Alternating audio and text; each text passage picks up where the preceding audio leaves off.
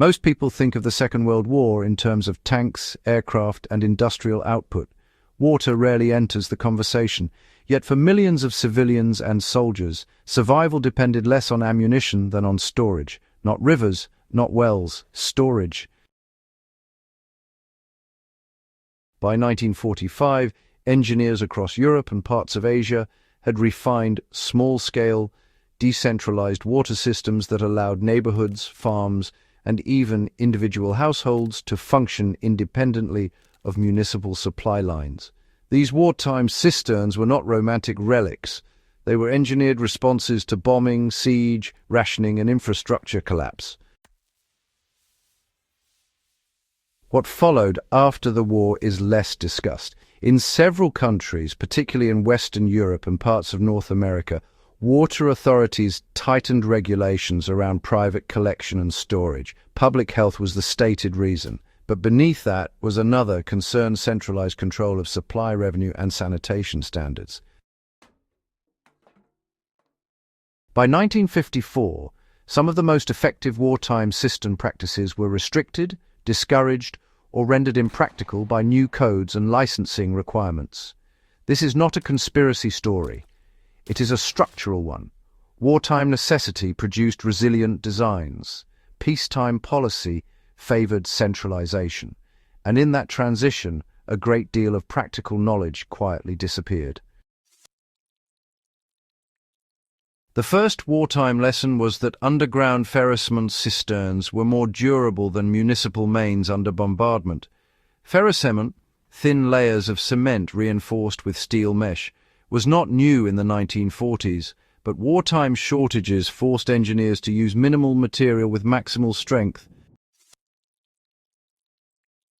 In Britain and parts of occupied Europe, underground ferrocement cisterns were built beneath courtyards and gardens. Their curved walls distributed pressure efficiently, allowing them to withstand nearby blast shock better than brick-lined wells. These cisterns collected roof runoff through simple gravity-fed gutter systems fitted with sediment traps.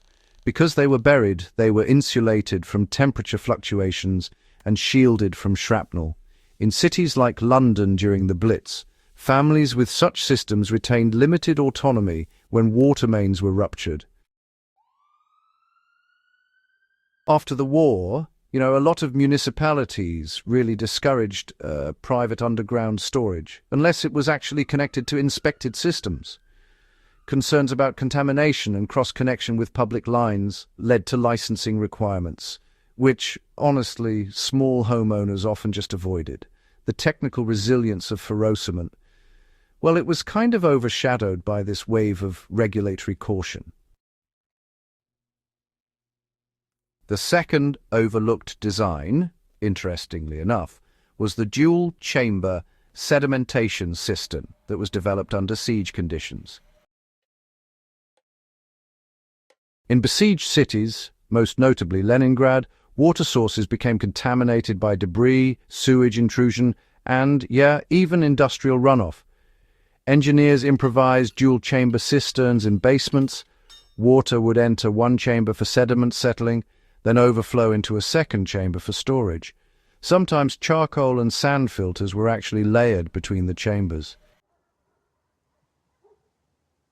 These were not modern treatment plants, but they did introduce a really critical principle: staged purification before storage. The design reduced turbidity, making boiling a lot more effective. After the war, public health officials, who were understandably wary of improvised filtration, increasingly mandated that potable water come exclusively from treated municipal systems. Private multi-stage cisterns, unless they were professionally installed, were considered health risks. In practice, though, the staged design had certainly proven its worth under extreme scarcity, yet it just didn't align with standardized peacetime infrastructure models. The third system emerged in rural North Africa and the Mediterranean theatre, where evaporation was the enemy.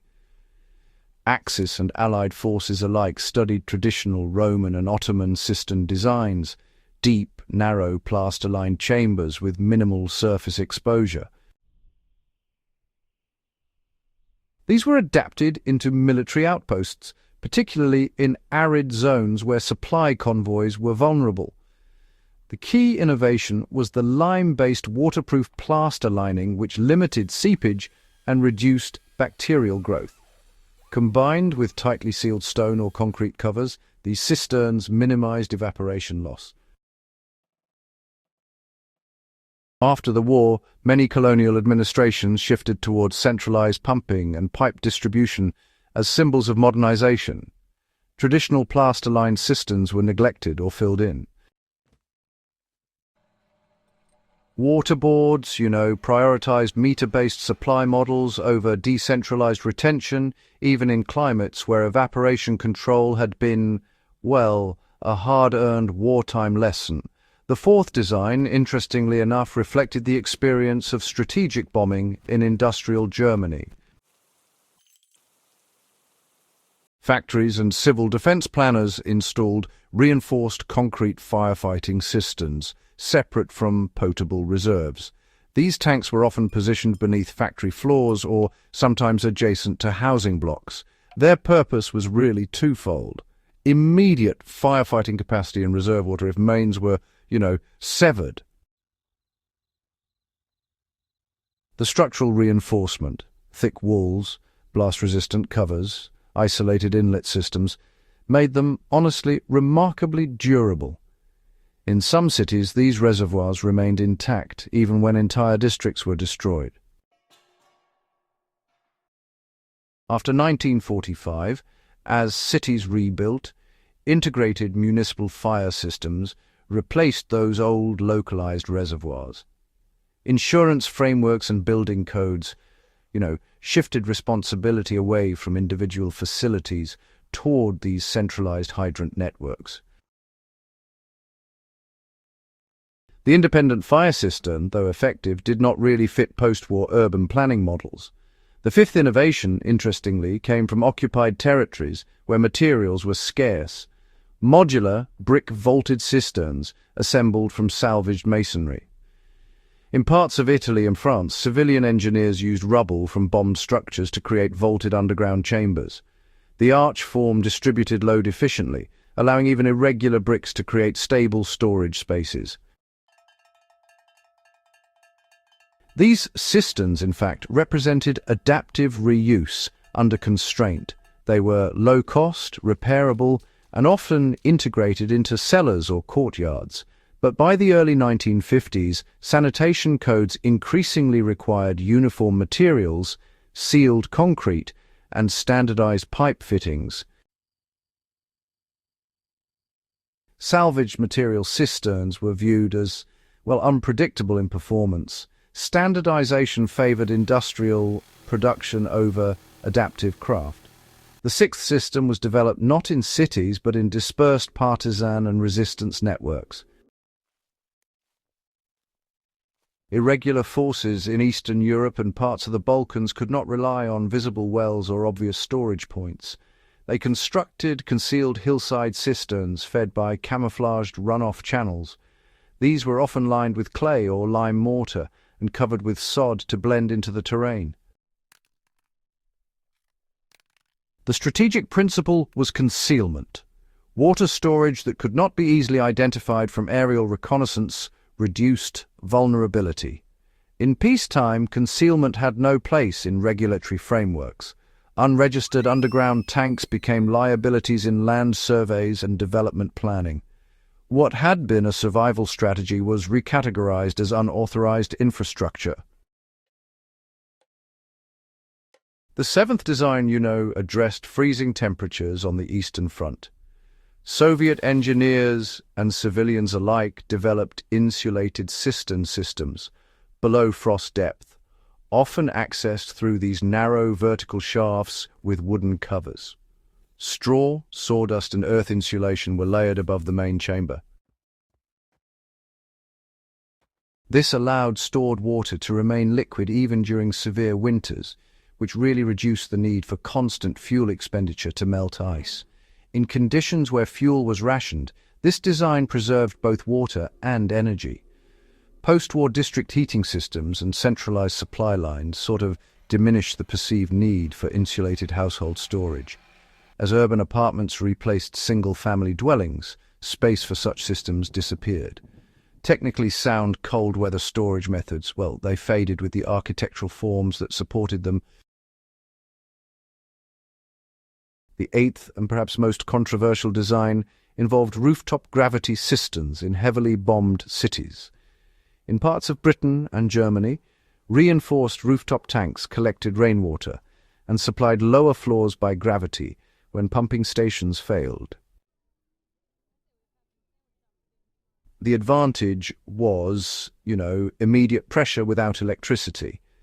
But the disadvantage was exposure to blast damage. Engineers mitigated this risk by compartmentalizing tanks and reinforcing supports. In several documented cases, buildings actually retained limited water access despite grid failure. After the war, building codes increasingly restricted large rooftop water storage, mainly due to structural load concerns and contamination risk. Electric pumping became standard, tying water delivery to grid stability. The redundancy of gravity-fed rooftop systems was, largely abandoned.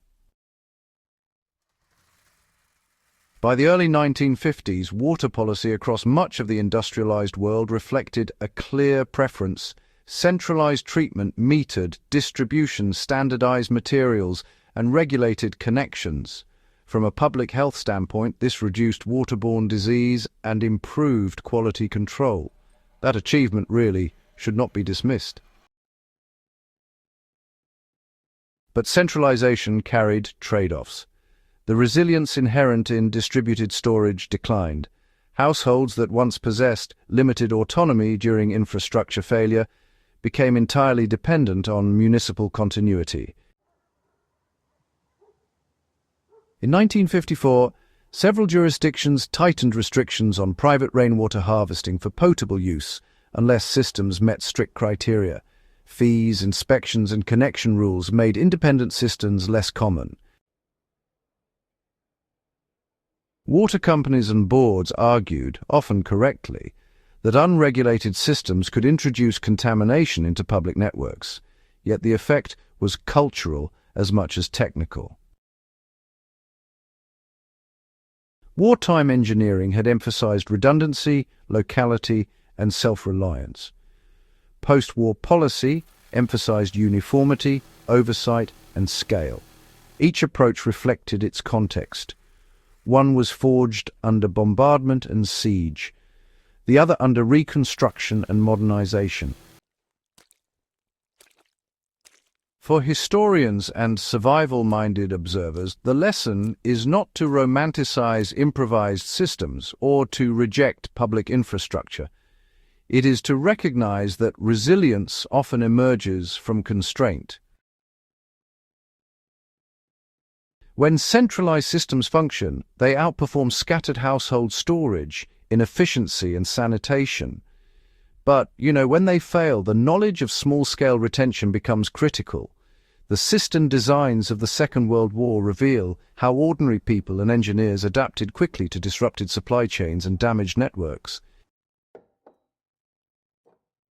They show that water security was treated not as an assumption but as a daily operational concern, and they also demonstrate how easily hard-earned practical knowledge can fade when conditions change.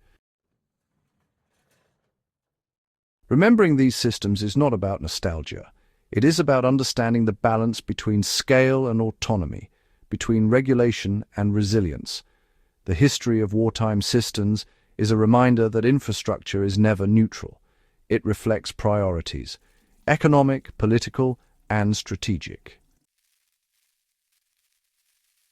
If you value serious historical analysis that looks beyond battlefield maps and into the systems that sustain survival, subscribe to The Prepper Historian and share this video with others who believe that the overlooked details often matter most.